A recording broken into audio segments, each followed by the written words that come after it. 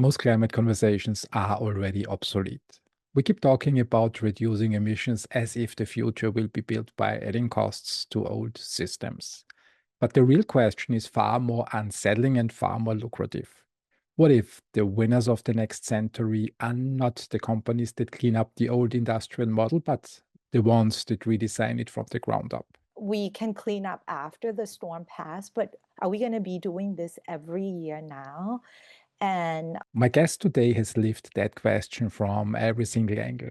Wanwipa Siriwatwechakul is a chemical engineer trained at MIT and Princeton, a former professor who trained more than 100 engineers for oil, gas, and petrochemicals, and now a partner at Vectors Capital, where she backs climate and bioinnovation companies trying to rebuild industry itself. And here is the deeper tension.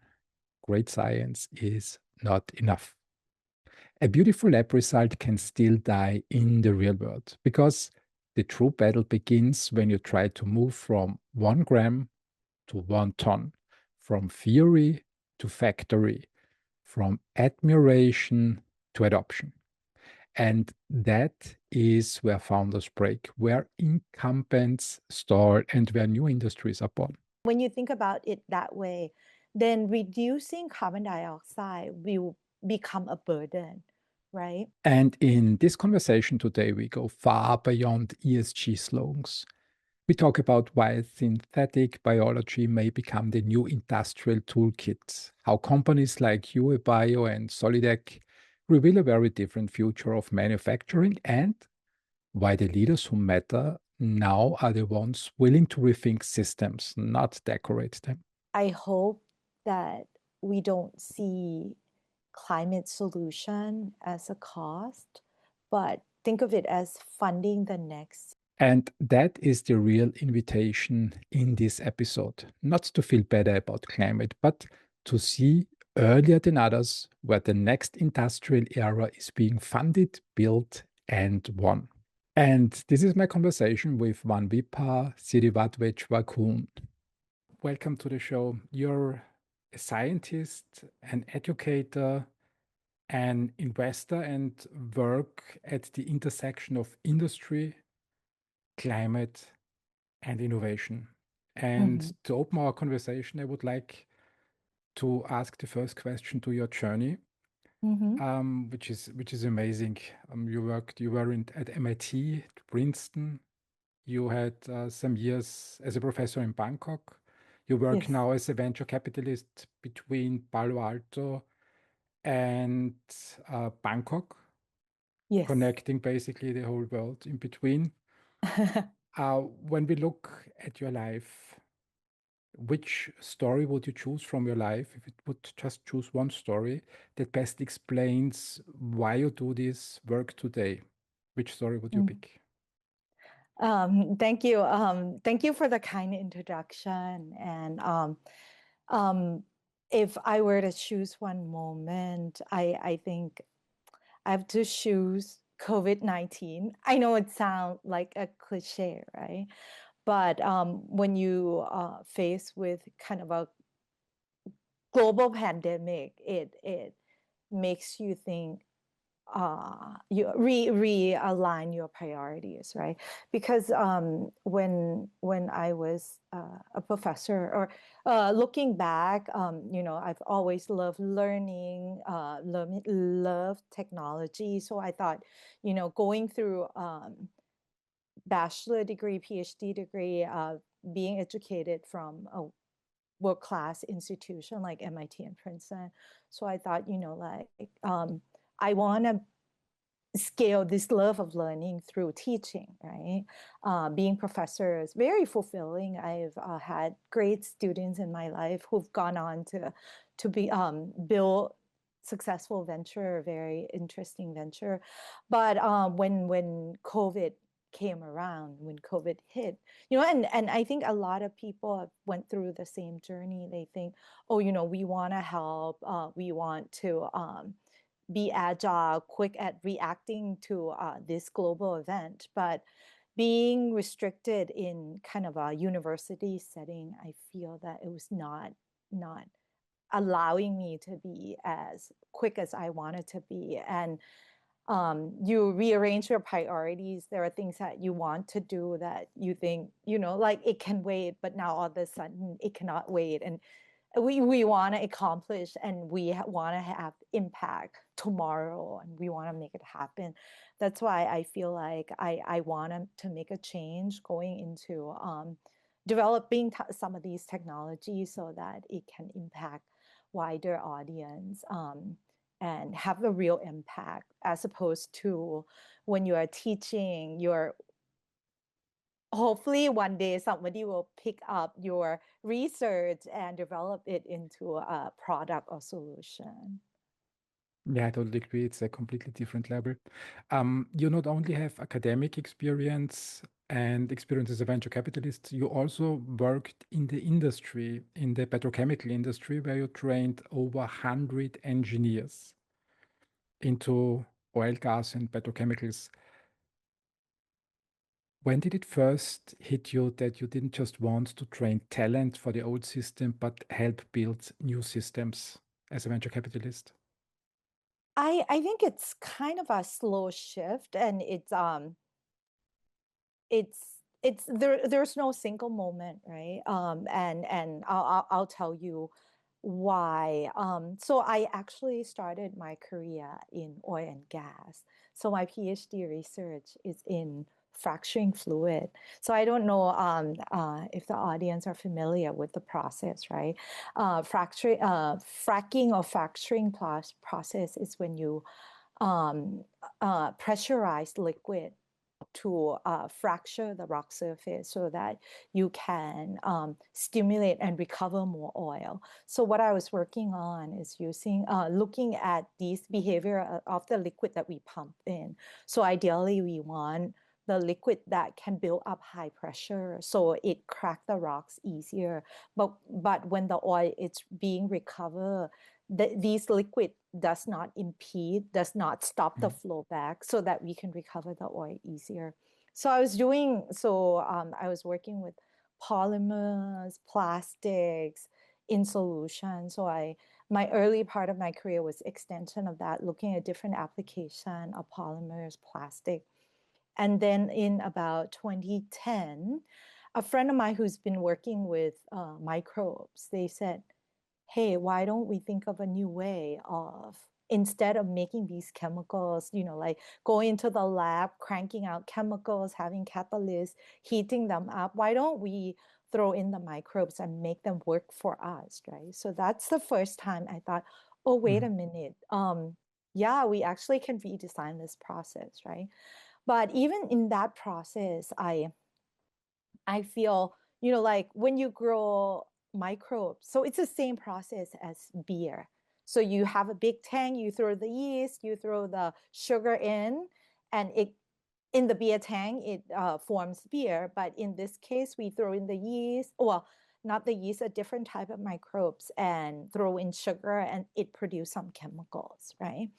But when you're working in that type of process, it's in research phase. So you make at most 10, 20 gram at a time, right? So, I mean, it's great. I think it was a great start. That's why I got excited about it, because, hey, instead of making beer or kimchi, right? This we make industrial chemical, but it's still in a very, very small scale. So after COVID, I run into uh, Jane, who's now managing partner at Vectors Capital. So she took me to a company that she invested in when she was an angel investor. It's called Huue.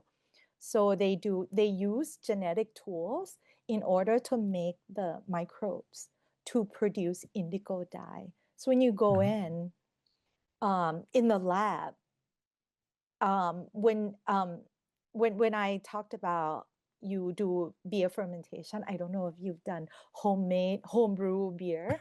So it's milky like, and then it goes through different process, and then it becomes clear yellow liquid, right? But here you have everywhere you turn around, it's indigo dye color. So I'm like, wow. instead of making the chemicals in the lab like I did, they can make actual industrial chemicals equivalent to how we make it in, industrial scale process. But this, we just use sugar and let the bacteria grows, and then it turns out to be equivalent product. They dry it and dye the jeans. It's the same quality. They wash it. It looks exactly the same. So that was kind of where I reached epiphany. Hey, what I do as a professor, if you actually have courage and the team to build it into a company, it could be an industrial process. So that kind of shift in me, that slow shift to see how I go, one can go from, a totally chemical process into a benign, not high temperature, not using a lot of acid, that use microbes to grow pretty much the equivalent thing and do much less harm to the environment. It's a great story. It's basically your Genentech moment where you moved from one part, from academia, into the venture capital part. Mm-hmm. But there is still one step missing for me that I would like to explore a little bit more, the step into climate tech and climate change. Mm-hmm. And in the preparation material, I read that you described being motivated to mitigate the negative externalities of the petrochemical industry. Mm-hmm. And when you look at this mission, is this mainly an intellectual mission for you, or is there more a personal, emotional driver behind it? Um, it it is a little bit of both, right? Mhm. For me, the intellectual part of me is, yes, we want to find better solution. But then emotionally better in what way, right? And being in Thailand, I mean, we used to be one of the top 10 countries most impacted by climate change. I think the ranking is changing a little bit, but I mean, we see firsthand now the storms are getting a lot stronger. I live in Bangkok. Mhm. 10 years ago, we never had, well, not, we only have floodings when it's like really major storm, but this we have every year. And I don't know if you've been following the news in the southern part of Thailand, they got hit with the storm. This is like once in a century storm that is inundated commercial area. This is a very lively commercial area. When, yes, we can clean up after the storm passed, but are we going to be doing this every year now?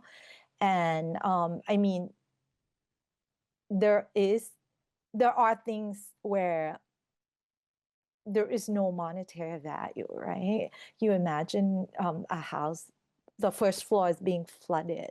I mean, this is, we talk about memories, photos, things that are of sentimental value. And this is, I'm not even talking about the loss of lives, right? Mhm. And those are irreplaceable. So for me, then it becomes more it's getting more and more personal now.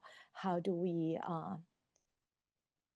mitigate these, prevent it from going even crazier, right? Because I think 5 or 10 years ago, we say it's once in a lifetime storm, but this once in a lifetime is happening every year now.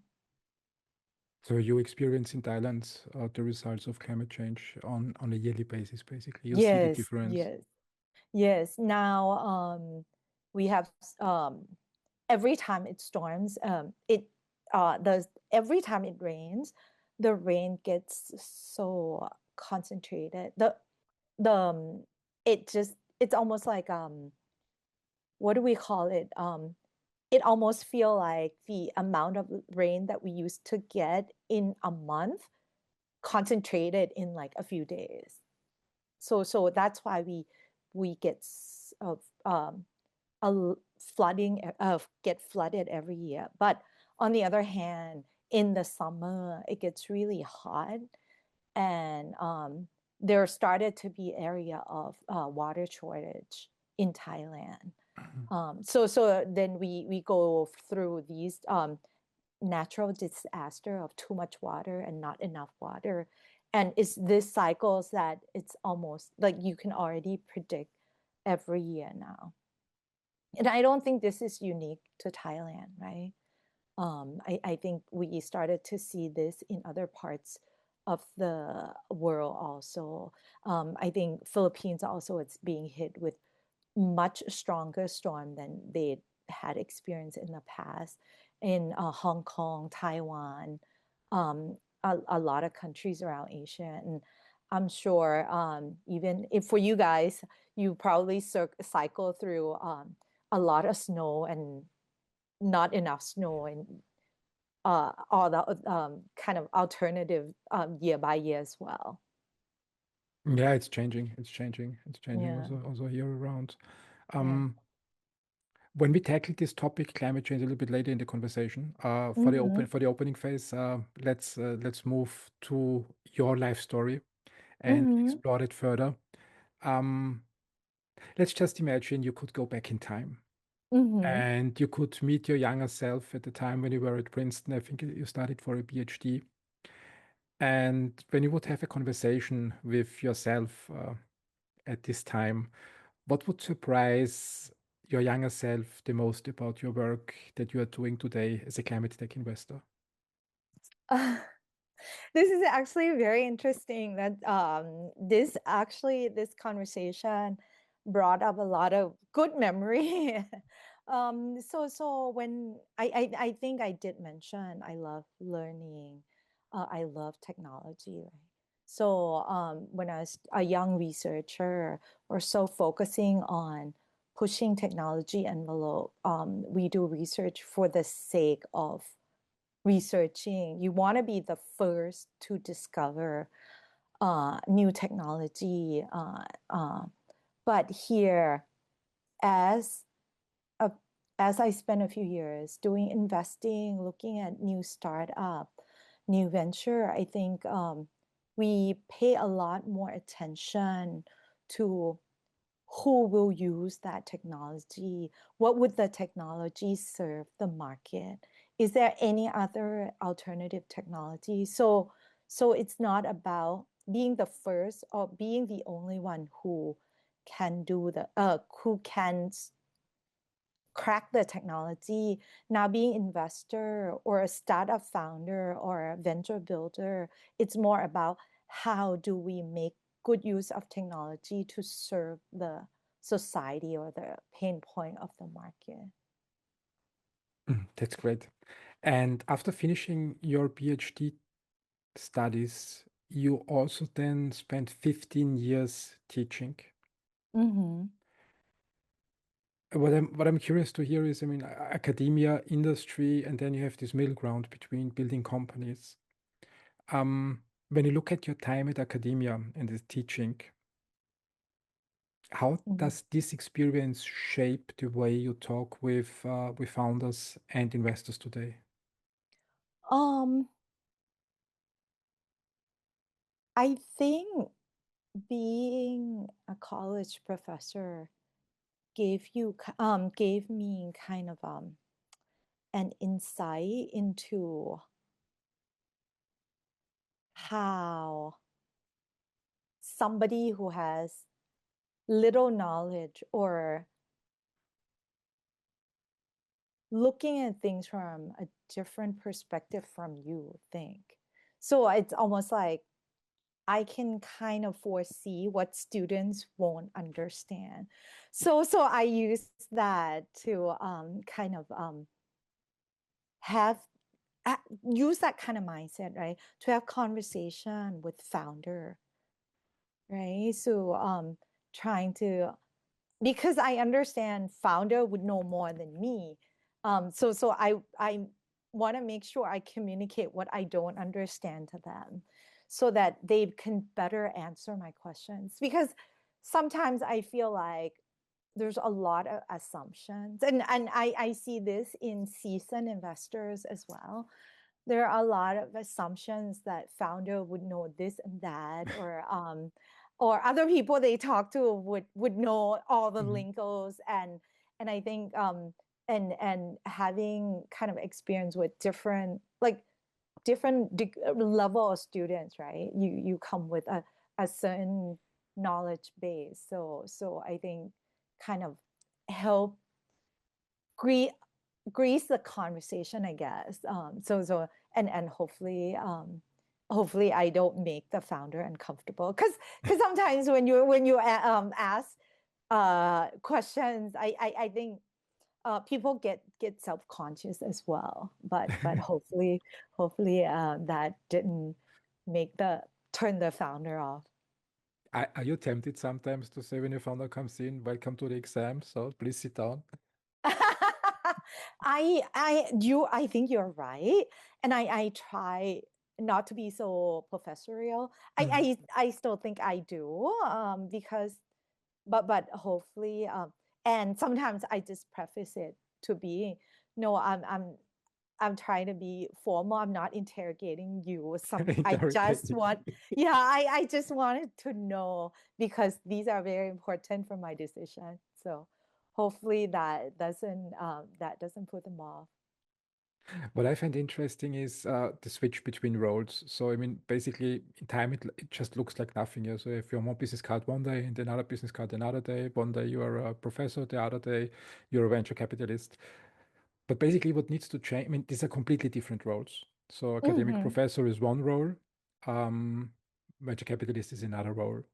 When you look at yourself internally, what I'm curious to learn is what belief did you need to change about your own role in the world when you switched gears and moved to this new role? Mm. Actually a great question.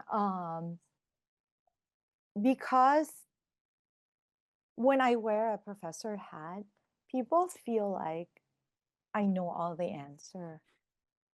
Versus if I wear like an investor hat, I think it gives me more kind of a license to be more like outright being curious, right? But anyway, regardless of what I do, I tell myself that I I don't know everything. Even being a professor, I don't know everything. And this is so difficult for students to accept. When I say I really don't know, they say I think they give me this puzzle look. But I try to keep this curiosity. Like I guess I try to maintain this learning mindset, because I cannot know everything, right? That's true. Is this such a difference in these two roles that you really experience that your students expect you to know everything and that you can be you're basically much freer as a venture capitalist to ask questions and be curious and say, okay, I don't know anything, so just tell me. Is it such a huge difference that you experience? Yeah, actually, because um, like when we talk to startups, right? I think I'm quite free to ask a lot of random questions versus yeah, in professor role, I think there's that expectation that I know the answer. And even when I said I don't know, I think it's so difficult for people to accept, like students to accept that. And but then I at least will try to give them guiding questions, at least trying to fulfill that role, to give them guiding questions. And even with I think the mindset is the same, but you're right, the role is slightly different. So be more guiding as opposed to being just curious and learn what the startup is doing.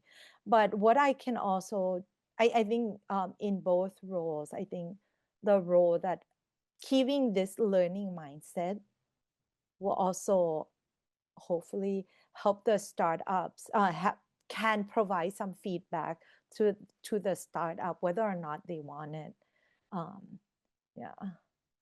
Yeah, that's great. That's great. Let's switch gears and move to industrial redesign. Mm-hmm. I picked it up from your preparation material, and in the material you talk about a fundamental shift, Mm-hmm. which I found quite interesting, and I would like to dig a little bit deeper into that. Mm-hmm. It's I understood it as decarbonization by redesigning industries and Mm-hmm. not just reducing emissions. Mm-hmm. What's the difference between these two mindsets in practice? Decarbonization by redesigning industries versus just reducing emissions. So I'll give you okay. So normally when we are talking about decarbonization, right? So for example, I'll I'll I'll give you an example of automotive, right? So if you use internal combustion engine to reduce the to reduce carbon dioxide emission, you add different components, right? Catalytic converter. You may add carbon, some sort of device to capture carbon dioxide that's released. So you add a lot more component just to solve this problem of carbon dioxide emission. But think about if we rethink this process, um, does the car have to emit carbon dioxide? Mhm.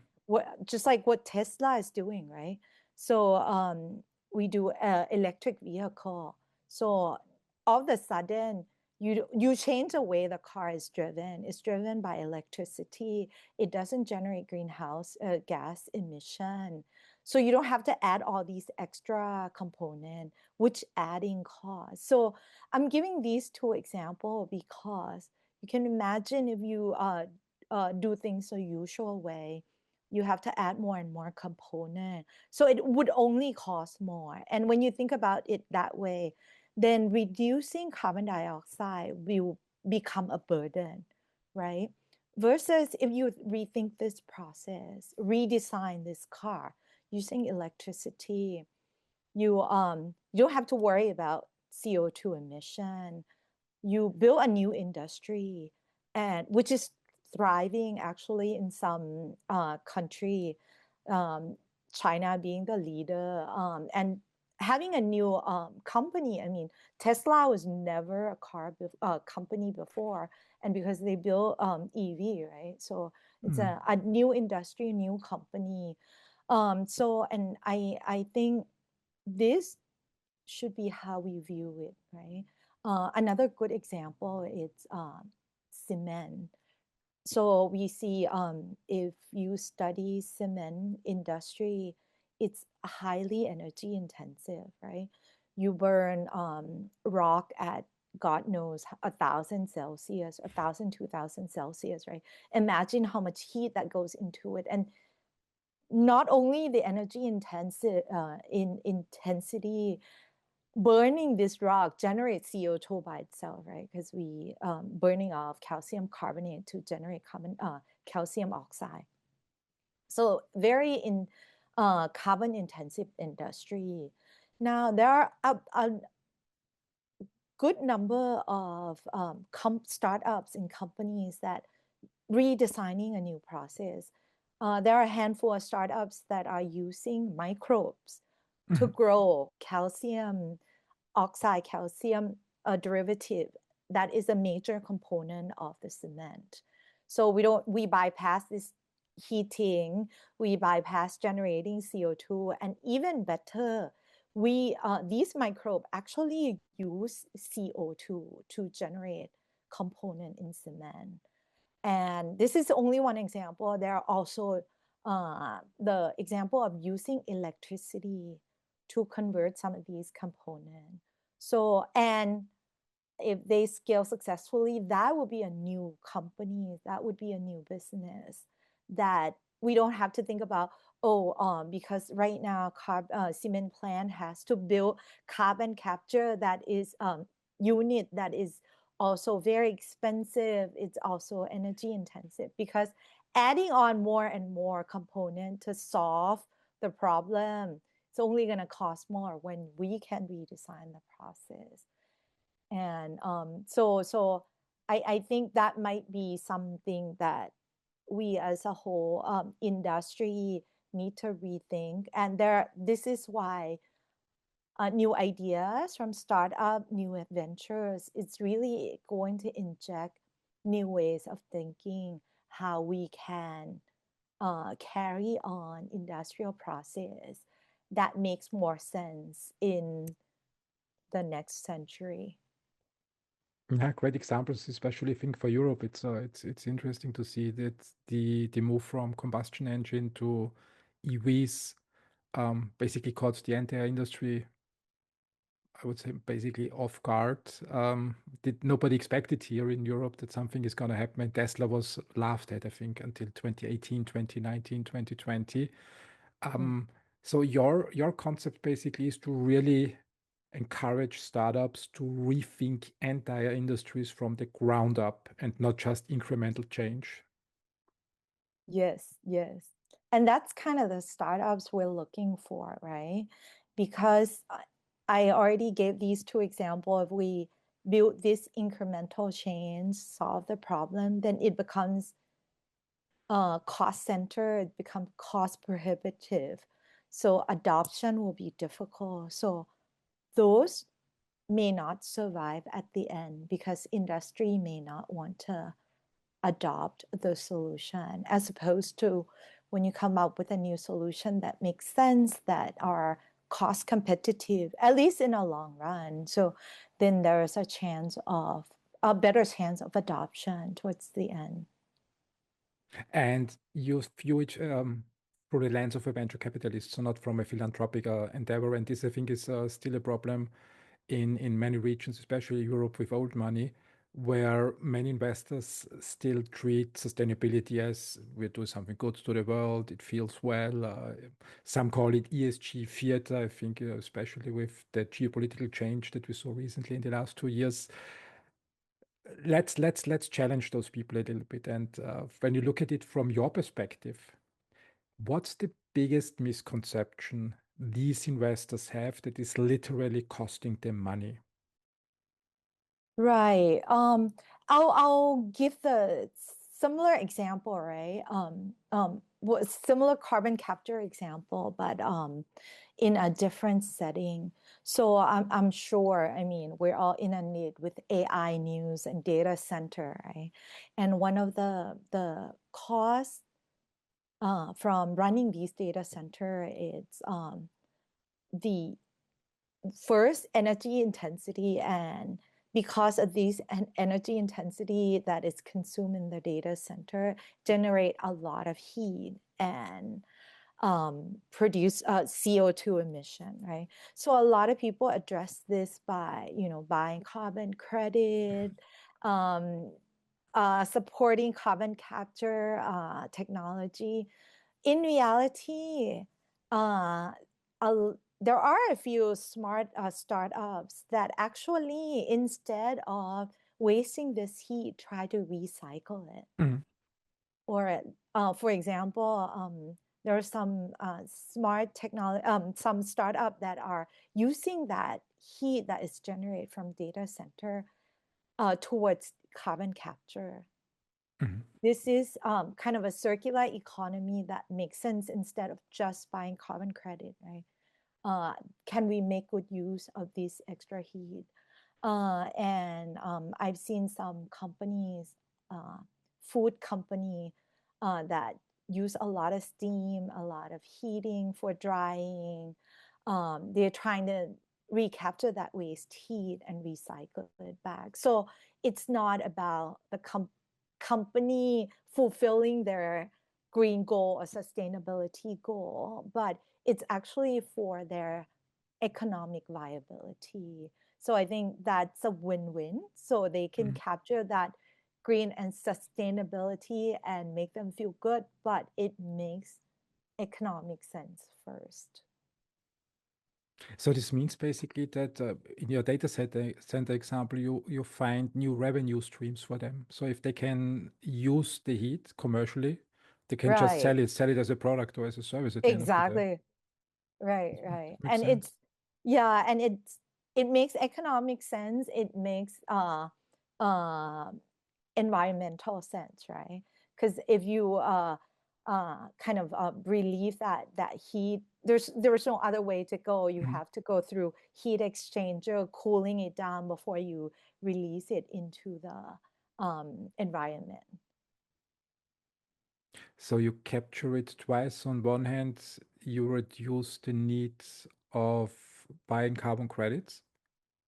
So you reduce Um, the cost, and on the other hand, you create new revenue streams for them. It's a double Exactly, win. exactly. It's you create a new revenue streams, right? Whether or not you it replace a carbon credit, I think it's it's up to the company to decide, and I Mhm. think it's fine. Carbon, there's nothing wrong with carbon credit, but I think just carbon credit alone for the company to fulfill some green goal, I don't think that makes a lot of sense in this day and age. Yeah, that's true. That's true. But Yeah. still, I think when we look at these new industries, when they appear, there is always many people ignore it for a very long time. You mentioned Mm-hmm. Tesla. Um, do you have one other example, like as Tesla, maybe from your own portfolio, one concrete example where this redesign model or this rethinking industries from the ground up already beats the big corporations in that sector on cost, reliability, and margins? Mm. Already beating, hold on, I'm trying to think. Uh, because a lot of them are still trying to scale up. Mhm. Uh, but I'll give you this example that makes logical sense. One of the company we just invested in, Solidec, they use electrolyzer to produce hydrogen peroxide, Mhm. right? And you probably know hydrogen peroxide has been around for a long time. We use it to clean our wound, and it's used in many industrial process. And traditionally, it's made from the process that involves chemical from petrochemical process. So it's centralized. You actually a few countries that make it, and you ship it in large tank shipping container, right? You can imagine that it's actually highly reactive, and it's somewhat of um, explosion prone. But even with that centralized model makes more sense because it's cheaper, it's a commodity. But the value proposition for them is that they are making small electrolyzers, so a size of uh, um, a washing machine. And the value of this is there are some operators, for example, hospital, um, water plant treatment, they don't need a lot. So if they order from these centralized facility, they can only order once a year, and nobody wants to drive the truck to them. And they have to build this facility that is explosion proof. But with Solidec, they make this small size electrolyzer that produce on site and supply as needed. So they don't have to store like a size of 1 ton, so they can produce as it goes, so they don't have to be worried about explosion. And they don't have to, the site doesn't have to pay extra costs for somebody to ship it to them once a year. So this is an example of rethinking the whole process. We don't have to Mhm. have a centralized industrial process. You can have distributed manufacturing on site, manufacture as needed. So and this makes sense for them because it's a small user. This is and this solution doesn't work for everyone, right? There are some people who still need the old solution because they need what 1,000 tons a year. So this uh, truck could be shipping it in or piping it in. But for smaller user, I think this makes a lot more sense. Yeah, that's true. And you can also encourage startups then to identify new customers that have needs that are not fulfilled yet. Exactly, exactly. When we look, I recently read the book, The Innovator's Dilemma. It was a book, I think, written 25 years ago or something. Mm-hmm. It's a great book still. There are a lot of learnings in it. And what I really always wonder is when I look at the large industrial players, for example, 25 years ago, General Electric was one of the big players. Jack Welch, the uh, I mean, it was like a big star as a CEO, building the greatest company, and then GE declined. What I always wondered, and you have experience in academia, in venture capital, and in the industry, what I always wondered is what is holding these big companies back? I mean, Jack Welch was a fan of this black belt Six Sigma system. And I always wondered why are they so reluctant to innovation? What in your opinion, what holds them back to just redesign their own system and avoid being taken over like Tesla did with the combustion engine? What Right. is the problem in big companies from your point of view? I think you did mention Six Sigma, right? Mm, So it's Six Sigma, it's you trying to improve each stage, each step, right? So when you're so focusing on making that incremental change, it's hard to get away and rethink the process because you perfect each process to like optimize it to the end, right? And this is I have a great anecdote that I talked to uh, petrochemical conglomerate, and I think to be fair, I think industry these days have learned from some of these lessons, right? And they have tried to rethink the process, and some of it being necessity, some of it uh, being competition is doing it, right? So I talked to one petrochemical sustainability mm, officer. He said he he optimized all the process there is, right? He used all the renewable that he could, all the energy efficiency software. So he's at his wit's end, right? If the company doesn't change the process, there's no more like green or CO2 to be reduced from current process. So if the mandate is to reach carbon neutral, they need to rethink this. So that is one way of being forced by regulation, external force.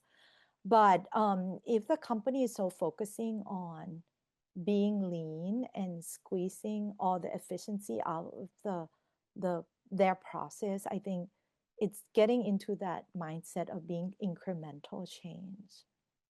mm. Yeah, Europe is an expert in regulation. Doesn't work doesn't work all the time. Right, right. Well, I mean, that is a very fair comment. But not only regulation, right? You have competition. Mm. This is why being open to external pressure sometimes drive the change, right? Yeah, and sometimes the fascinating thing is that sometimes it comes really, really late, really, really late. Everybody's seeing it coming. It's like electric vehicles. Everybody saw it. Tesla didn't start build yesterday. They started, I think Elon Musk took over Mm-hmm. the company in 2003 or something. And he advocated for electric vehicles for over 20 years, Mm-hmm. principle.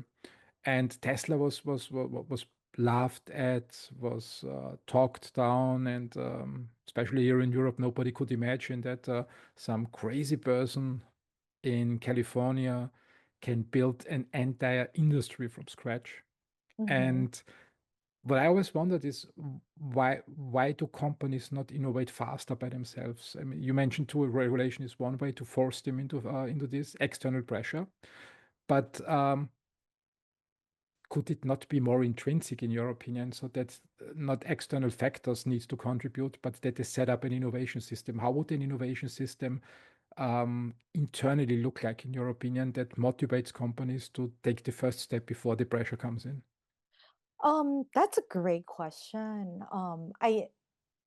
And this is why um, I'll share from my experience. I think people get into the routine, right? Mhm. I mean, this is speaking from my experience because I had to cross over from being a steady professor job. You walk in, you know what to do, right? As opposed to when you work with startup, I don't know who I'm going to meet today, what industry I'm going to be talking about today. So I think this is why a lot of people said it's much more difficult to unlearn because you know what to like. It's a corporate job, right? You come in, you know what to do. And I think some corporate are very mindful of this. And I think even um, European CVC are doing a very good job. I think there are a few very innovative companies in Europe that set out to have CVC go out there and find new technologies and trying to innovate outside in, right? Trying to get that osmosis, bring the startup to work internally. But there's still some friction. And I think definitely, and it's not, I don't think it's only Europe. Uh, a lot of CVC trying to bring in innovation startups to work with their internal team. There is still friction, but I think it's a learning process too, right? Mhm. To it's the startup that fast versus people who has been in this job. They know what the pain points are. I think it's learning how to be uncomfortable working with something new. And also it does take imagination because a lot of what startups set out to do, not that they're not successful, but it morphs into different things, right? We see recent announcement, boom, Supersonic. They want to do a supersonic jet plane, Yeah. but recently they just signed a contract to power Yeah. data center, right? So I think it takes a little bit of imagination, having the ability to fail, having the ability to navigate this uncertainty.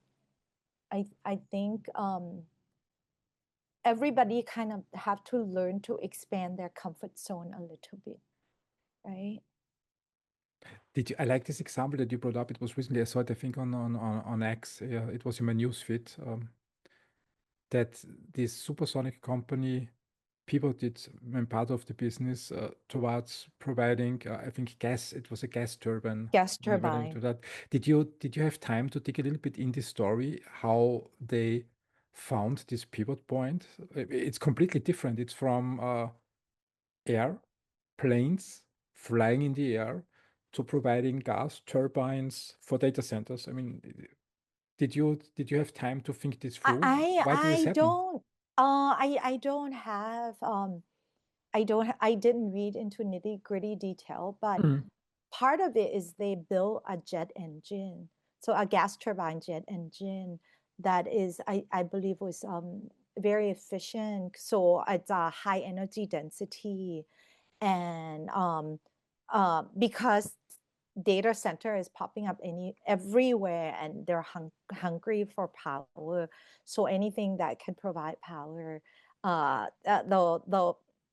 they'll be happy to sign contract. I think that's where it happens. And this is a great point about pivot also, and this is what said great founder apart from regular folks, right? To recognize that opportunity. So it's a lot of it. It's the founder go out and trying to find business opportunity. And we also have an example. So for us, I've for Solidec initially, where I gave you example of water treatment using hydrogen peroxide, but because rare earth has come into discussion. So one of the process is using hydrogen peroxide. So they actually went and found a mining company and signed contracts. So I think I give the credit for the team, the company's team that go out and find business opportunity, because we don't know really what different application the technology can lend itself in. When you look at these stories, both of them, and we try to find a principle, I mean, there's this philosophical discussion. Are these two companies just lucky that they were at the right time at the right place? They were just there and things happen out of luck? Or is this the logical end result of the process before, that they really worked hard for 1 or 2 decades, prepared everything, gained a lot of insight, and then could connect the dots? When you look at these two philosophical endpoints, pure luck, pure preparation, um, how important are these two parameters in these scenarios? Great questions, but in our business, we say there is no beating timing. Mm. And that you can equate to luck, but I do give the startup teams full credit that they've done a lot of work to find customers, and they just keep at it. I know they talk to a lot of people, and probably 80% of people they talk to may not be their customer, but they still go out there and trying to find that customer.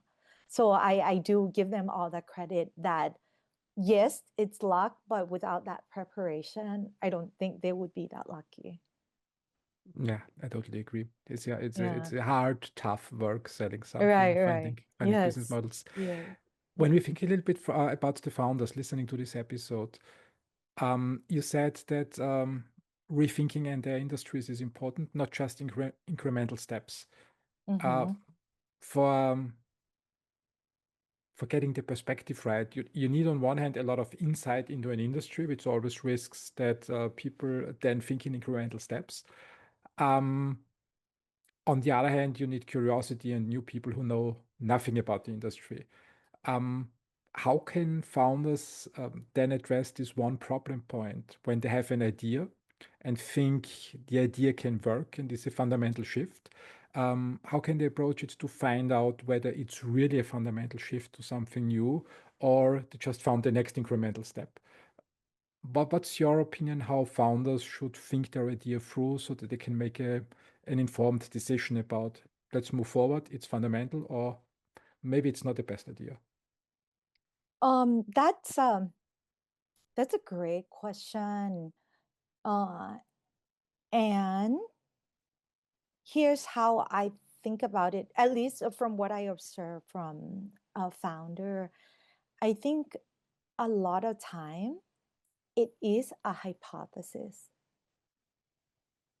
So they hypothesize that this could be a major disruption. This could be a game changer, but they have to do the work to validate that hypothesis, right? So they go out and talk to customers. And that's what I said. They'll probably talk to 1,000 customers or 1,000 people in the field. I know a lot of the companies that we invested in, they talk to customers like every day.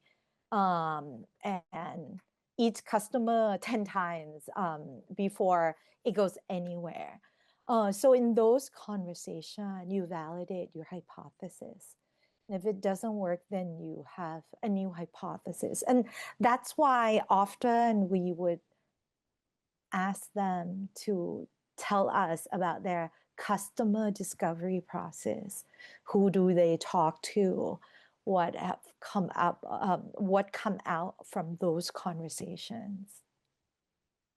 That's an interesting point. Let's stay a little bit before we move to synthetic biology. Sure. One final question to that part, talking to customers. Mm-hmm. I hear scientists that I worked with in the past, also scientists today in Europe, in the United States, also in Asia, Mm-hmm. objecting this approach and say, why should I talk to customers? We do science here. It's scientific. You don't understand our business. So this is big science. Why should we go out to talk to customers? What message would you give them if they say, okay, look, we are in a very early science stage. It doesn't make sense to go out to talk to potential customers for us. What message do you give them? Well, I mean, at the end of the day, right? Great sign is a great sign. But we want to make products that people use, right? And I think some scientists say, oh, a pharma, for example, right? Pharmaceutical product, you don't like people, you have cancer, you have to use whatever the doctors prescribe to you. But to get to the point where it becomes a product, somebody needs to make it. If a big pharma doesn't want to help you make it or sell it, then those cancer patients would never get your product. So Mm. there are, even if you don't want to talk to customer, if it's a B2B business, you still need to know who's involved in this process, right? So you may not say, you may not talk to a customer, but your partner, think about, I mean, NVIDIA, they design chips, but if TSMC can't make it, that's it, right? So there are a lot of people involved, and this is why it's so difficult to change processes, because there's a long supply chain until things get to you. Yeah, that's the next philosophical question. I think, when does product design start? What's the right point to think in product design terms and turn a little bit down the scientific mind? Say that one more time. I mean, the question that popped up in my mind is another philosophical. What is the right point in time for a startup company or a scientist to think in terms of product design? Think forward, Mm. think about customer, and tune a little bit down his scientific mind and say, okay, it's not so much about producing. For me, science is always producing new know-how, information, new knowledge. And as long as you produce new knowledge and insights, that's fine. That's great. It's great science. But when we get something into a company, it's more going towards the market and the product. What's the right point in time for a scientific team to switch their mindset from pure scientific thinking into more Um, product-oriented thinking? yeah, this is a great question, and I think it varies a lot from different technologies, right? So for example, I'll give you a nuclear fusion Mm. example where there's a lot of theoretical work that's been done where you could, in theory, you could have nuclear fission reaction. But in practice, there are only a few handful of companies that have fusion reaction, Mm. even at pilot scale, right? And there are a lot of companies that are trying to build equipment that can prove that their theory can generate fusion reactions. So those are still scientific risks. So you still need to prove that your science work. For companies that has fusion reaction, then it becomes engineering problem. Can you scale it up and sustain fusion reaction? And there will be a different team that say, oh, if this happens, I need to go talk to someone, utility company, whatnot, whatever partner they have, to say, if I have a fusion reaction that is sustained, how do we deliver it to customer? So it really depends on what stage of the company, what stage of technology. But keep in mind that often customers don't need to know, right? Or they don't care. I mean, you pick up a phone, you don't need to know how electron is moving, or even like how program is written, right? You just use your phone and that's it, right? So it's the same way. Yes, you can have 5G, whatnot, or 10G. It could be talking into space. I don't know. As long as I get on the phone, I get on the plane, I can still use it. I'm underwater, I still use it. I think that's fine. If I dip it in water a little bit, it's still functioning. I think it's fine. So with that in mind, I think what scientists need to center, maybe think about, yes, they need to work, get the science to work, but what is it that they are selling to the customer, right? Mm. And if the sign is enough to sell to the customer, then you move on and work on engineering problem, make it last longer, make it prettier, make it smaller, so that customer like it that way. Does that make sense? Yeah, absolutely. I think the core point for me is that science is good, science is great, and it's a fundamental starting point. But at the end of the day, the team needs to connect their scientific ideas to real world problems. Yes. And for connecting ideas to real world problems, they don't need a product.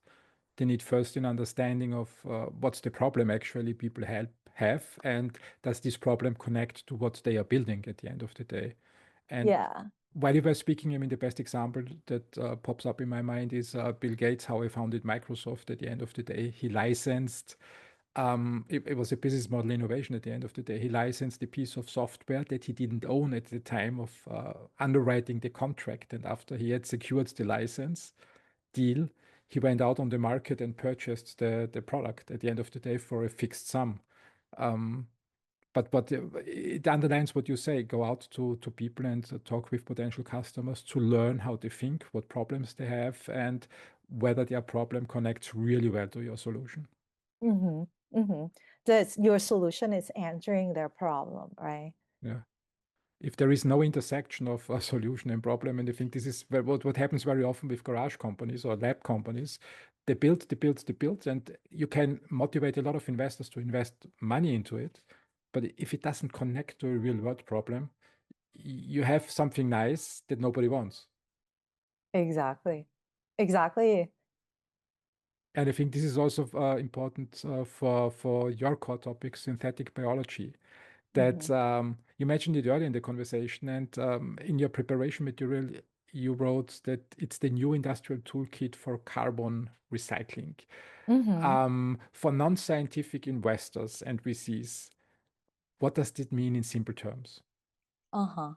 So imagine traditionally when we make industrial chemical, right? So we build large chemical plant, you dig up petrochemical, you refine it, and the byproduct of this become a few carbons, right?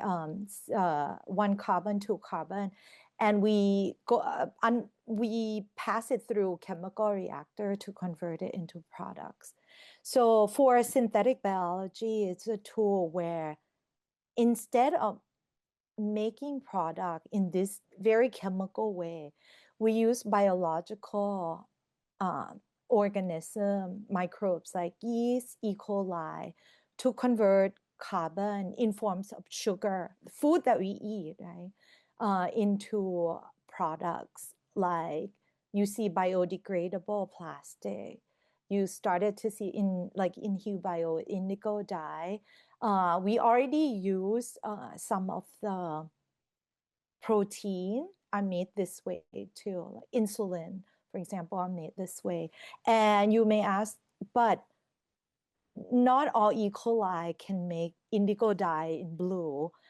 This is where synthetic biology comes in, that it's a tool where you can change a gene of microbes so that you can insert the gene that can produce indigo dye. So when it grows and eats sugar, then in that process, it can produce indigo dye. Or in the case of insulin, so the cells convert sugar or whatever nutrient, just like we eat food, into insulin protein, because the gene sequence that make insulin is inserted into these microorganisms. How disruptive is this for all industries, in your opinion? I think it's definitely a new way of doing things. It could be disruptive in a lot of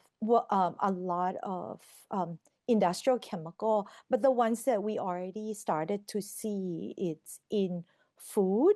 So you see the wave of alternative protein, right? Some of the proteins are made this way. You see milk protein or perfect day. It's by engineering microbes to produce milk protein. So you don't have to have a cow, harvest the milk from the cow, and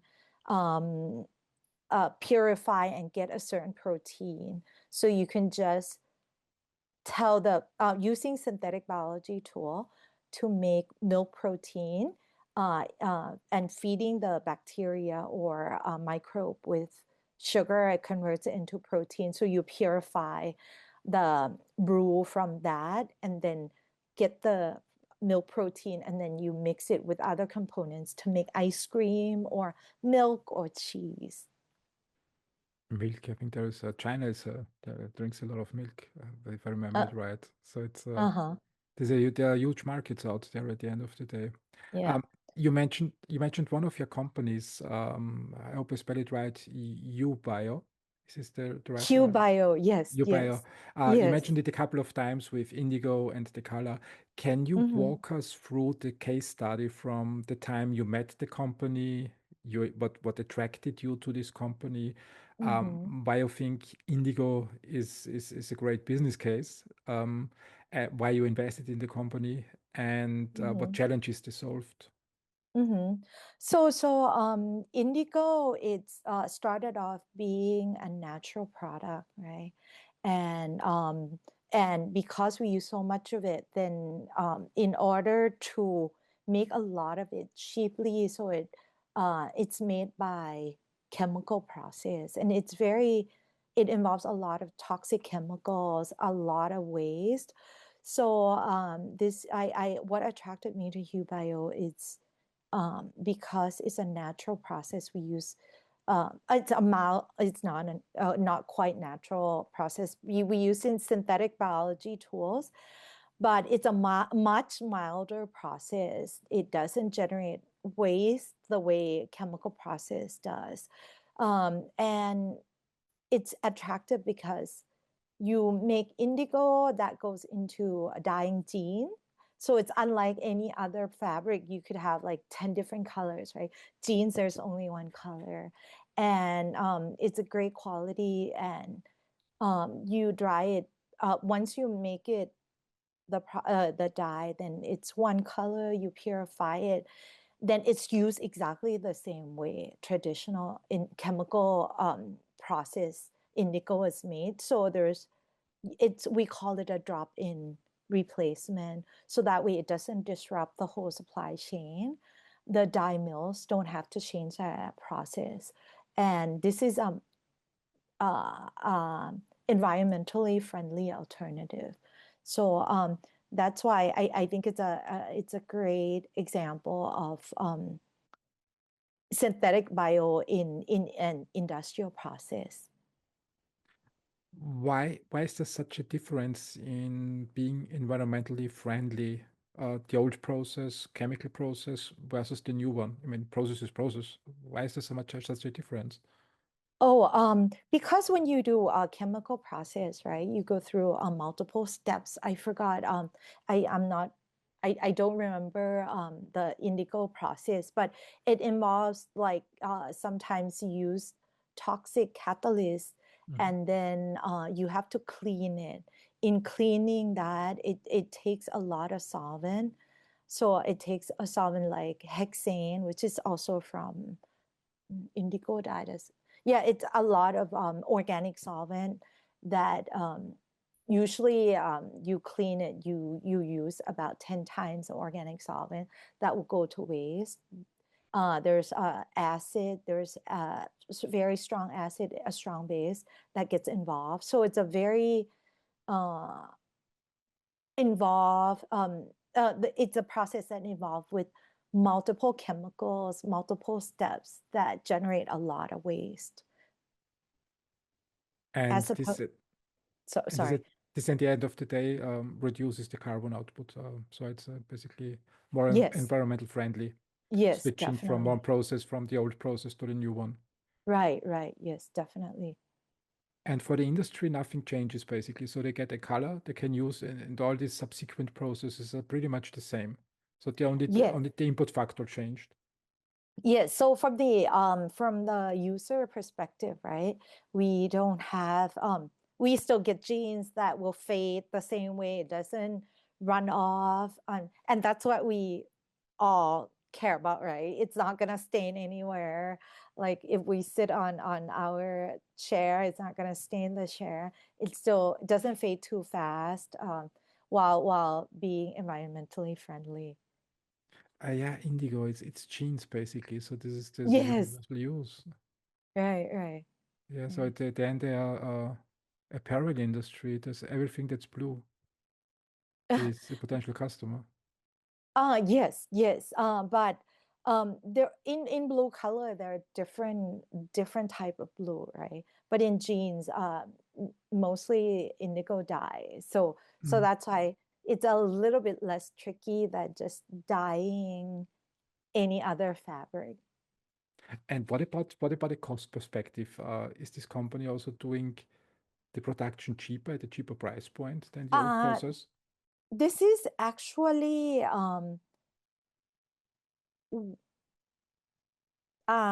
kind of a hurdle with new technology. So because we perfect these industrial processes over the last 80 years. So we've had the cost down to like the most optimized, right? Versus these are new upstarts that are coming in, at least at at this point where scales are at small scale, the it's difficult to be competitive on the cost level. And this is why where a lot of companies start with a niche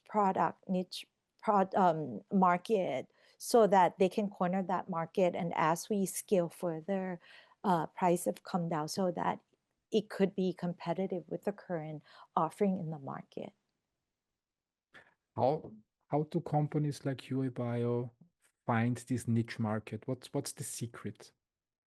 Uh, this is actually so it again goes back to the founding team. I think it takes a lot of strategy and planning, right? And this is why they try to partner up with partners that have the goals there are aligned, have their sustainability initiative, and where their customers also have sustainability initiative. Because at the end of the day, these are initial product, initial market Mm. introduction. So the price of the product will be higher. So if the customers are not aligned with the company's mission, they're not gonna be willing to pay such high margin, right? Initial early adopter price. So it's finding the brand, the partner that, and with the customers that align with their mission. That's very important. And I do give them credit for going out and find these partners. Yeah, I think this is an interesting point about scaling complex production processes, which Mm-hmm. synthetic biology is at the end of the day. Mm-hmm. You have something game changing, and then you find out, okay, the costs are incredibly high at the end of the day when you Mm-hmm. produce something because you don't have the scale like a traditional industry, as you said, 80 years Mm-hmm. of developments. The competition could perfect everything. So also what Christensen in his books recommends is find a niche customer group. Exactly. And who is they're always out there. They are willing to pay, but the problem is that in order to find this small group of customers that get value, are willing to pay the price, are aligned with the mission of the company, and Mm-hmm. also see the potential, the founders need to go through a lot of rejection. So it's not like you make 100 calls and 90 people are super happy. It's the opposite. You make 100 calls and 99 people tell you, quite frankly, you suck. Your idea is useless. Don't do Right, it. right. Yeah. What advice do you give founders who say, look, it's so frustrating. I called 10 people and they just said, no, this is idiotic. How should founders deal with that situation? I think this is why a startup is a tough business, right? But the founders that decide to get into it, I think it's you have to have a stomach of steel. It's resiliency, right? That you can take 99 rejection just to get to that one yes, right? And I think another thing is to be open-minded. You never know where the lead is going to come from, or that kind of pivot, right, that we talked about earlier. Like, be agile, open-minded, ready for suggestion, because some of these could just be a suggestion from somebody who's very knowledgeable in the Mhm. field. It could be totally out there, right? Can you imagine being a CEO of Supersonic? Hey, I'm gonna make Supersonic plane. If somebody suggests, hey, why don't you go talk to a data center? You said no, and that's it, right? There's no pivot for you. So there's that um, willingness to listen, resilient, and ready to pivot, ready to learn, think about new way of thinking about your different approach of thinking about your business, I think. This is I think this is an important part for innovators. I mean, in hindsight, it's always clear. Looking at Nvidia today, it's clear how they did it, what they did, what was the right decision. But when people are in the game, making the decision, is this pivot just noise, adding to the noise and bringing us in the wrong direction? Or is this the fundamental shift that we were looking for that unlocks an entire new market with high margins that we were not thinking about? Um, from your investment point of view, how do you recommend, what framework do you recommend for entrepreneurs and investors to make such decisions when they appear in the right way? I it's a very it's totally valid but very difficult to decide, right? Because Mm. when you're in it, it's hard to tell. But for me, this is why, again, I go back to my earlier point about, often it's not a decision, it's the hypothesis that you want Mhm. to Mhm. test, right? And this is why you have to have, this is some people, we say fail fast, fail forward, fail often, right? That these hypotheses you test, if you fail, then move on, right?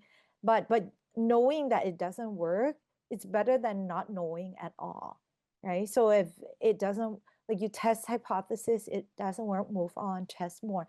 But you have to be deliberate in what are you testing.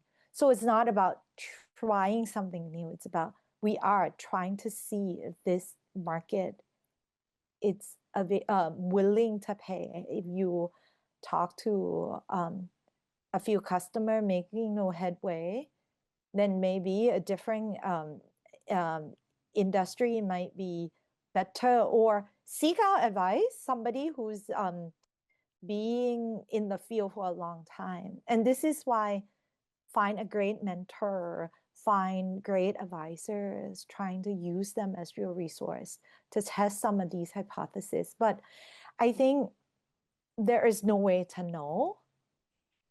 And you just have to get out there and try it. And but I say this with total respect for startup founder, because often you are startup founders have very limited resources, being money or human capital. So I mean, they make tough decision every day. So but I think in order to make those decisions well, we want to be deliberate about what we test and what kind of outcome we are expecting to see, or if we have a certain outcome, how do we proceed?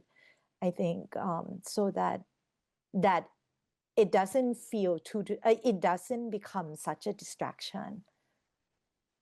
I think this is one of the most important points for investors interested in investing in early stage companies or acting like venture capitalists. It's investing in experiments, in hypotheses, and not in proven business models at the end of the day. So how do you recommend investors to approach such an environment where basically it's investing in experiments? What's your recommendation? So one of the things that we use, it's not set in stone, but a lot of investor, we like repeated founder. So if you have a track record that like gets you like out of 100, you'll be the first one, right? Because you've been through this cycle, you know how to test these, where you make calls.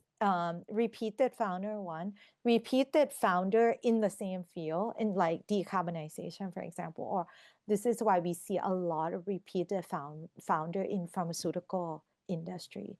So you know the industry well, you know how it works, the different players, different type of partnership. That, and some people, because they invest because they like to work with startups, they work to work with founders. So that also gives you a way into like the front seat to see how they make decisions, how they experiment, how do they test some of these ideas. And there's some people who actually go even further. They only invest in venture building model. That is, they invest and they become a CEO and then drive that. So there are different level of involvement. And as a CEO, then you have fulfilled your career goal and you can live happy ever after. But there are a lot of downstream problems. Since we are talking about investing already, let's talk about your fund, what you do, how you pick investors, how you pick companies, and I think everybody wants to be very good at picking the winners.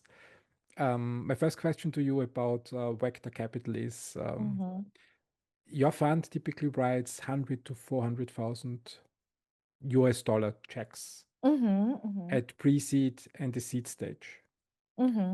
So for picking winners, you usually have a first call with the founders. They come to you. It's 30 minutes to 60 minutes. What are your 3 to 4 killer questions that tell you everything you need to know about the investment case that you ask in these first 30 minutes? I wanted to know who are the founders. This is founders are very important to me, and just like I mentioned, repeated founder, right? And what pain are they trying to solve? This is actually turned out to be one of the, it's not a difficult question, but often founders don't answer me. I mean, they say different things, and because we do decarbonization, right? Then the pain becomes, oh, because the world is the globe is heating up, so it's getting hot, so climate change, so that's a pain. And then it becomes okay, then you can do you can solve everything in the whole wide world, right? So it doesn't, like, I ask that a lot, but I don't never quite get an answer. And then why you and why now, right? And often people think they have unique technology when unique, it's too narrowly defined. I think those are the three things: who the founders, what are the pain point, and why you and why now. Because again, going back to timing, right? Right, time. You can't be timing or luck. So that's also very important. Yeah, timing. Why now? I think this is often overlooked. That why now is such an important point. Um, do you have from your experience, from your portfolio, and from the companies you talk to, do you have an example of a company that succeeded not with a new idea, but they were just at the right time with the idea? I'm trying to think at the right time.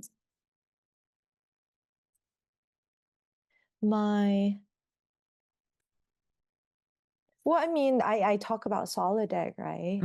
And I do give the founders credit for this, right? I like the founder a lot. I like their technology. I think because renewable energy is coming, the cost, it's very highly competitive. So I think the next phase of chemical process would be electrolyzer or electrochemical. So I like the technology, I like the idea, but because of this geopolitical tension, then rare earth become a big deal, and they're able to pivot to serve that market. I think they get a great contract when they're actually a pre-seed company. I don't usually see pre-seed company having a joint development contract. So I think they've done a great job.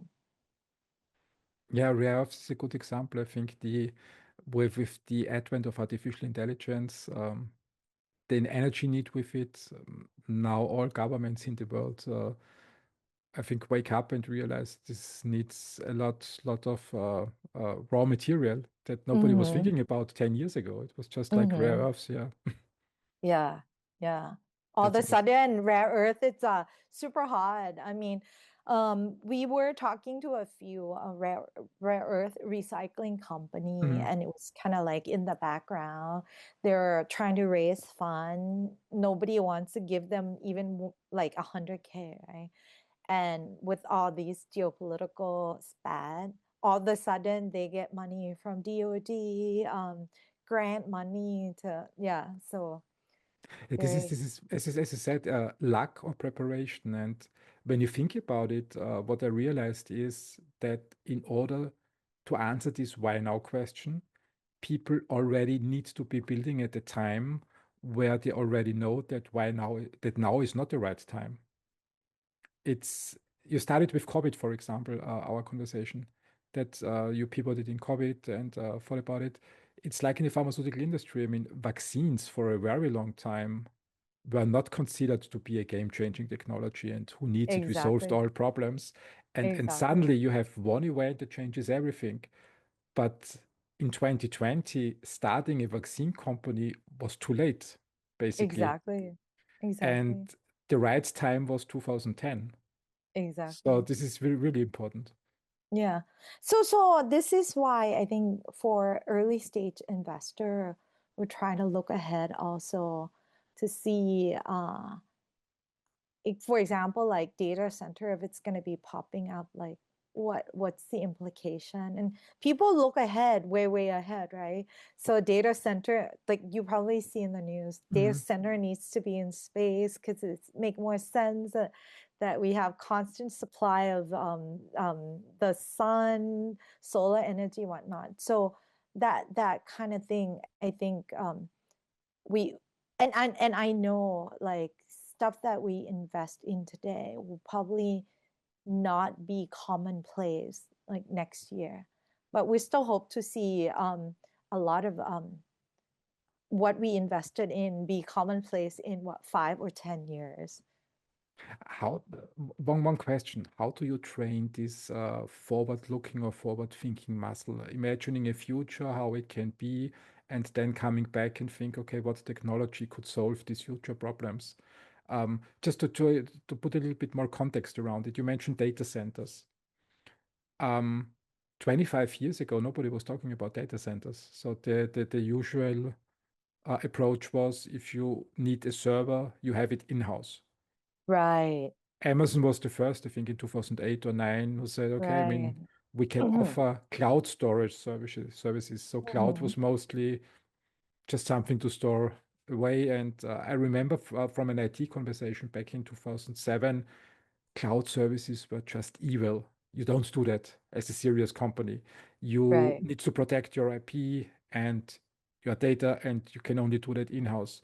Now, when I talk with IT personnel, they just say, yeah, AWS, what else? I mean, it's the safest space for your data. Then came right. NVIDIA with compute, blockchain technology, fired it up, and it just kept evolving and evolving and evolving. So when someone wants to do now something with cloud storage, it's a little bit too late. So the market is taken. For you as an investor, it means you always need to think ahead 5 to 10 years. How can the future look like? Um, how do you approach this? How do you train this?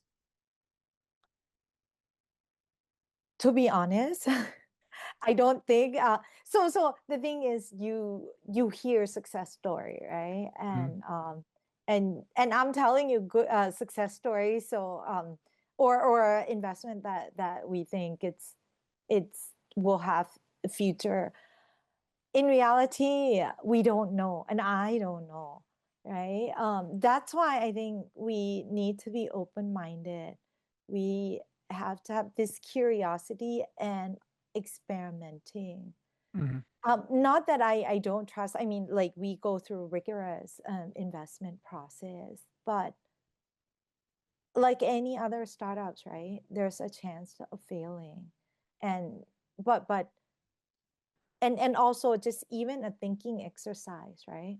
You see this would potentially could be the next thing, but in all you can invest in even public market, right, where the information is available. Some company will fail still. So I think it's that the ability like to accept failure. And I'm sure, I'm honest, these companies, all the success stories, I'm sure they have their failed project. They try something that fail, and they may have shared or not shared. I mean, look at Google. They've had their Google X and their moonshot, and some are not working quite well. I mean, because they're public about it, yeah. so we know. But there are some, like we only hear about success stories, so we think, oh, they can predict the future. But in reality, I think everybody, there's right and wrong, and we this is to the best of our ability, right? We read, we look in the past, see how the industry is developed, how the ecosystem of the industry is developed. But I mean, Blockbuster went away, Kodak went away. So there's right and wrong, and that's how we push the technology envelope, right? It's because of this trial and willingness to fail sometimes. We just hope that we succeed more time than failing. Yeah, that's true. At the end of the day, especially I think us men want to be the one who can predict everything. But at the end of the Right. day, it's just experimentation. So you can't know. Exactly. It's experimentation. Right. Right. And you mentioned an interesting point about how you talk to founders and what's important to you. And you mentioned the personality, the founders, the humans. And the more I hear and learn about investing in early stage, it really seems to be less about technology, um, but more about character traits. And my question to you is, what are you looking for in founders? What character traits do you want to see? I think it's I think I did mention, right? Resilience, it's Mm, very important. Um, because you're gonna hear a lot of no's before you hear yes. And all these hypotheses that you are testing, it cannot be all succeeding. Other, if you're 100% succeed, that means you don't try hard, like you don't experiment enough, right? So I think that that is one. And also I think um, I like to see what founder, they're really passionate, and passionate, not emotionally passionate, but like married to their mission. I mm. see a lot of mission driven founders that they'll do anything to get to their mission, talk to 1,000 customer to achieve their mission. I think that's very important. And the last one that we look for a lot is coachability. Mm. This is not just us, right? I mean, nobody knows everything. So when an expert or their advisor suggests or trying to coach them, I hope that they would listen and adapt. And this coachability is also kind of related to that ability to pivot, to change that direction, to take the cue as it comes, right? How many people exist in the world fulfilling this profile? I mean, I noticed down it's a resilience, Mm-hmm. um, coachability, and what was the second in between? There was the Mission driven or passion yeah. about their mission. So I just try to think it through. On the one hand, resilience means um, that you don't, for me, that you don't give up when everybody else would already give up. I would say Uh-huh. so. Um, Being mission driven for me is a little bit also being stubborn. Otherwise, you would not be mission driven. And then the third character trait was just like for me, but how does it work in a person? Because coachability means being open to other people, to other ideas. Doesn't that contradict a little bit resilience and being mission driven? So okay, I'll give you an example, right? Our there's we invested in a company called Ingredient. They do this very interesting uh, process. They insert meat protein, a gene sequence to produce meat protein into algae.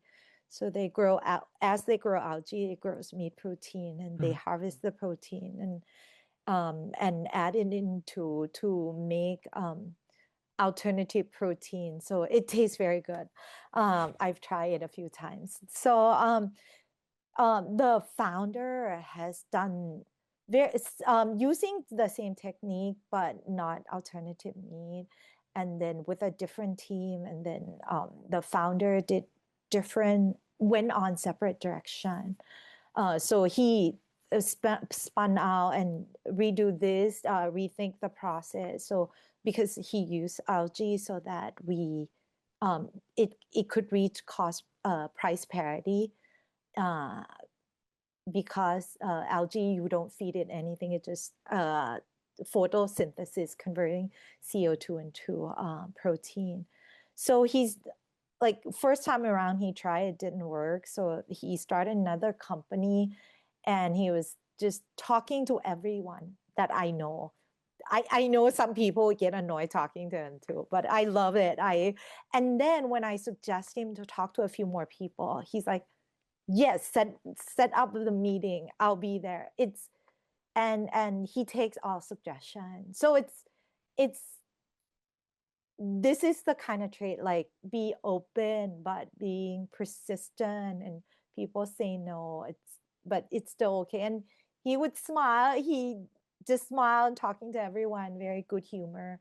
But when it comes to time to seek advice, he'd be open. He'd come out and say, these are things we need to get done.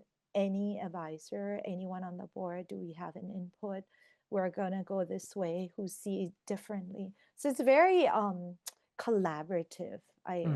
Yeah. I don't know if that gives you a better. Yeah, I would reframe it for me a little bit, knowing your limitations. So as a CEO, as a founder, where you need help, where your where are your blind spots, where are you Right, right, not the best one. At the end right. of the day, it's a team play. It, At the end of the day, building a company is a team play. It's yeah, exactly, not a one exactly. person mission, Yes, yes, yes, and nobody can be perfect at everything. yes, yes.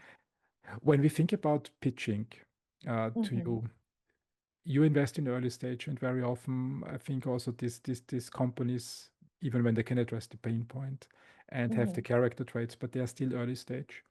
mm-hmm. And especially in synthetic biology, it means at one point in time the team needs to scale their production process. It's bacteria basically. Right, right, That's right, doing something. And from my right. own experience, I know that scaling is very often a very limiting factor. And when scaling is not Yes. possible, the whole idea is not worth pursuing. How do you approach scalability in early stages? What are your telltale signs that you say, okay, I think this can work? This can not only scale technically, but also economically. Um, that is very tricky, and we're trying to learn. We're building this expertise as well. Often when we invest in pre-seed, right, they're probably first time out of the lab. So they'll be producing at what, like 10-liter scale. This is nothing, right? It's probably like to produce a tiny bit for their customer to try. So what we go about doing it is looking at kind of get insider information. We have scientific limits. So we ask them for their techno-economic analysis, right? And most of the time, oh, it's at scale, it's great. But so we're trying to do some internal checking also. If the amount that they are going to reach, is it beyond scientific limit? Is it scientifically possible? Then there are some operational limits, right? So for example, algae, I talked about ingredient too.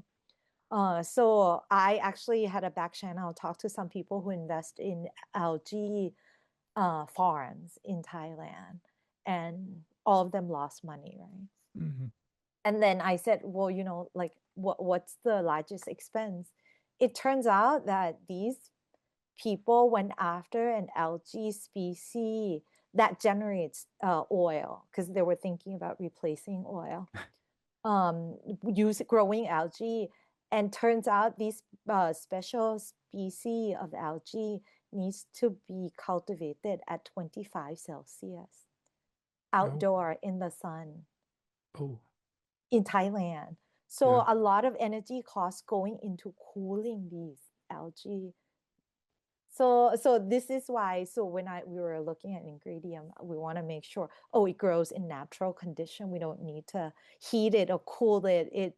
It grows in like proper environment, like normal atmospheric environment. So that kind of insider information. So we do talk to advisors, experts in the field, trying to collect that kind of information. Do first reality check, right? So and once we invest, we as they go through these steps, some we catch them as they doing this, but some will kind of coach them through it. Often startups, as they scale, they caught in this catch 22. Like their off taker will say, oh, if you can make like a ton, I'll buy it. But they don't have money to produce a ton because off-taker needs to pay them first. So it's like the off-taker won't pay unless they have a ton. So So that's why they caught in the middle. Or sometimes they need to build a manufacturing facility that can produce a ton, right? But they don't have cash, because if this off-taker does it, take this first ton, will they take the second ton? So what we recommend them is, first, the best. If the off-taker is so married to you, willing to build the manufacturing facility, that's the best, right? If not, we have some sort of kind of co-development, 50-50, or some sort of binding agreement that you're going to off-take it for the next 10 years, a ton per year. So that way you have kind of a confidence or comfort of, hey, if I invest, somebody's going to use it.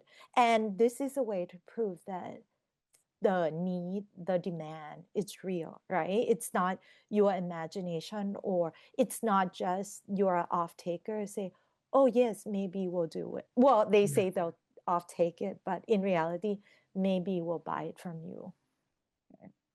Yeah, this is an interesting point that you mentioned now. When you talk to people, they often say, yes, yes, yes, yes, of course, when it's there, then I need it, but they know it's 5 years in the future, so it doesn't cost them money today. And so you can easily confirm the question and say, yeah, if you're there, I buy it. And then you arrive there, you have it, you call them and say, no, now that they should put down money, I don't. This verification, is this a real need or is this just an ICT? This is really, really important. Right, exactly. And that is to go back to verify, validate, right? That it's you are actually solving somebody's pain because they're willing to pay for it. Yeah, this is one of the important things. Make sure that they're really willing to pay for it at the end Exactly. of the day, and for that they need to go over a tremendous internal hurdle. It's psychological. It's not easy to give away money for some reason. Right. Solving a pain is one thing, but solving a pain that is so high that it feels easier to give away money than living with the pain. This is a very special hurdle, very special psychological hurdle. Yeah, yeah. And this brings me to the next point that in your area, usually you're 7 to 10 years away from commercial viability and having this product at the end of the day.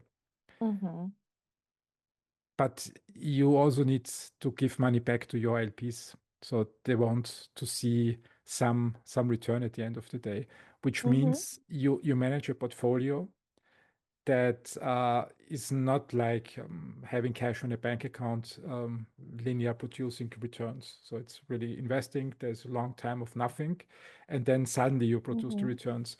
How do you manage your LPs over such a long period of time, psychologically? I right, right. So I think first of all, we have a 10-year period. So yes, if we return money before that, that's great. But I think the expectation is 10 years. And a lot of, well, our LP are aligned on the mission, right? That we are driving this decarbonization. So that is lucky for us. We do provide them quarterly updates so they know how the portfolios are doing. So they at least they see the progress. So that money is going into driving some of these company. And we have yearly annual general meetings. So that's kind of bringing in the portfolio companies to meet with the LP so that they see the progress firsthand. They can understand what the companies are doing. That's good. I just checked the time and we're almost 2 hours in the recording. It's really interesting Wow. talking to you. In the last 10-15 minutes, I hope you have still some time. Yes, yes. Let's talk a little bit about Southeast Asia. I have a huge audience in the US and in Europe, not so much in Southeast Asia. And let's help the investors in Europe and the US understand your region better, why it's attractive. When you look at your region and you need to sell it to LPs, in your opinion, what unfair advantage does Southeast Asia have compared to Silicon Valley, for example? Mm-hmm. So I think living here, I do feel that we do feel a sense of urgency to have to address this climate change. And especially in Thailand, we are a manufacturing country, right? So actually in Thailand, our greenhouse gas emission profile might actually be different from the US or in the UK because the nature of business are different. We actually may be more aligned with Japan or in Germany. And I think what I see is that first we feel the sense of urgency because we're impacted. Um, Second, because we have this manufacturing region, manufacturing sector is huge. So we are going to be disrupted. So we need to find a way to address this with the unfair advantage of a lot of natural resources. And this is why it drives me to want to go into synthetic biology to begin with, because we have water, we have feedstocks, it could cellulose, sugar, um, because we are basket of, at least in APAC region anyway, produced rice, sugar cane, a lot of fruits, and we have large food industry. So a lot of those waste need to be taken care of. So I think we can totally take advantage of these carbon source to be a feedstock into synthetic bio or biomanufacturing processes in order to kind of shift the way we make some of these products into high value product instead of just exporting rice, exporting sugar cane. A lot of opportunity, Yeah. on the market. Yeah. You're one of the few people on the planet who worked in the United States, Mm-hmm. in Thailand, in Singapore, Southeast Asia, also interview companies from Europe. In your opinion, when you look at the cultural differences between Europe, the US, and Southeast Asia, what do LPs from Europe and the United States often misunderstand about Southeast Asian culture? Um, I think, well, I am not sure. It's not quite a misunderstanding, but I think we are Asian, the way we do business, it's it's a trust, a very networking system. You need to know the person, you have to trust it. So you have to build relationship before we start working together. And it could be business relationship, it could be personal relationship, as opposed to, in the Western world, it's a very rule-based society, right? This is what you do, you file report, and then you read a report, and then you understand each other. Voila, you can sign on the dotted line. So it doesn't quite work like that. And that's why um, sometimes it's perceived as things are going slower here, and a lot of it's because it takes time to build relationship, and that's why it's very important to have boots on the ground. Yeah, that's important, I think, having boots on the ground and not doing Mm-hmm. everything virtually. Mm-hmm. Mm-hmm. Yeah. When we come to the final questions in our conversation, let's train a little bit the forward-thinking muscle. When you look 20 years ahead into the future, in your opinion, if everything works out that you're investing in, that you think will change society for the better, what does the industrial world look like? um I think there's gonna be, I really hope there's gonna be different type of uh what should we call it, different technology come into the market, and I'll explain how. For example, right now, the way we make industrial chemical, for example, we have centralized humongous industrial complex, right? You can see one in China, one in Eastern Seaboard in Thailand, one in Netherlands. I don't know if it's that active anymore. They're building one in Saudi Arabia, and we ship everything all over the world. I think as where the geopolitical conflict that is coming up and the new technology, I think we're gonna start to see more distributed, a smaller industrial complex, more on site, less of this global centralized location. And I think that will go into other things too, like with renewable energy, every house you can install solar cells and make sense. So I think it will be less concentrated industrial location, more distributed. And that could drive individual country resilience and at the same time kind of be minimum impact to the environment. Yeah, that's a good points. They're good points. Let's see how it play out. When you now are in a position and say you can magically change everything today as you want and to make the future happen, what do you see as the biggest blocking stone globally today? If we take that blocking stone away and you could do that, what would this be to make this future happen?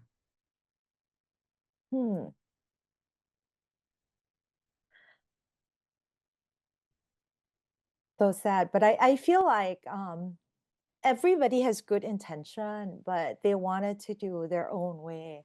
I feel like why can't we just harmonize and have like one regulation and we all live happily ever after, right? But I'll give a simple example, right?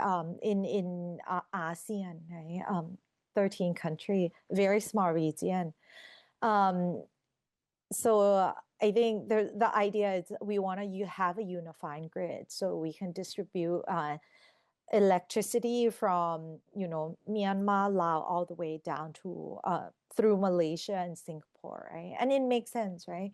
That there are regions like Laos or Cambodia that can produce significant amount of electricity, but they don't use so much of it. Right now, we buy some. Thailand buys some. Myanmar also the same way. They generate electricity. They have a lot of natural gas, so we buy some electricity from them. But we also have huge renewable project that could also be distributed to other countries also. So it makes a lot of sense, right? But we cannot have a unified regulation. So this is why it's still stuck. And the same thing with the carbon credit, right? It makes a lot of sense. It's provide great incentive to decarbonize, yet we can't get our act together. So I think regulation is needed, but it just right now everybody has the mind of their own. So they want to do their own thing. So I think if we could live cooperatively, that would be great. But I don't know if that's too much to ask. Yeah, we had, I think the last 25 years were a lot of cooperation globally. Right. I'm hoping we can continue on this path Exactly. and then stay in this mindset. I mean, when I think back to the 90s from the European perspective and look at the world now, I think a lot of good things happen. We are talking about Exactly. data centers in space. China has advanced from 1989 to now. China is probably going to lead innovation globally in the coming years. So a lot of good things happen through global collaboration. If we Exactly. can keep that mindset, I think we can bring the whole humanity to the next level. Exactly. Exactly. I really think it's we together as when we work collaboratively, everybody, it lifts up everybody, right? Yeah, couldn't agree more. My Yeah. final question to you, when we think 6 months in the future and someone listens to this episode, and if this person should only remember one sentence from this conversation, what do you want this sentence to be? I'll tie back to my earlier point. In the first hour, we had a discussion, right? I think I hope that we don't see climate solution as a cost, but think of it as funding the next industrial era. That's a good point to finish the conversation. Wanwipa, thank you very much for this great conversation. Time flies when you have fun. I enjoyed every single second of it. And let's stay in touch and revisit the situation, I think, in 6, 12, 18 months. Well, thank you, Christian, for having me. I really enjoy the questions, and it makes me think, reflect on what we've been doing and kind of look ahead, what more to be done. Thank you again for having me. You're welcome, and I wish you a very nice evening. Talk to you soon. Thank you. And if I don't talk to you, Merry Christmas. Thank you very much to you too. See you Mhm. soon. Bye bye. Bye. What stayed with me most from this conversation is that the future will not be built by adding more cost to broken systems. It will be built by people willing to redesign them from the ground up. Wanwipa showed us that real climate innovation is not about slogans. It is about replacing old industrial logic with something better, something that scales, something customers actually want to use, and something that creates economic value while reducing harm. She also reminded us that great science alone is never enough. The real test begins when an idea has to move from 1 gram to 1 ton, from a lab result to a product, from belief to adoption. And that journey belongs to founders and investors who are resilient, coachable, and willing to test hard hypotheses in the real world. And maybe her most important point was this: climate solutions should not be seen as a cost. They should be seen as funding the next industrial era. So, if this conversation gave you one new idea, one better question, or one clearer way to think about the future, do two things. Follow the show so you do not miss the next conversation. And share this episode with one person who is building, investing, or deciding where the world goes next. Because these conversations are not just about information, they are about upgrading how we see the world before the rest of the market catches up. Thank you for listening to Beginner's Mind. I will see you in the next episode.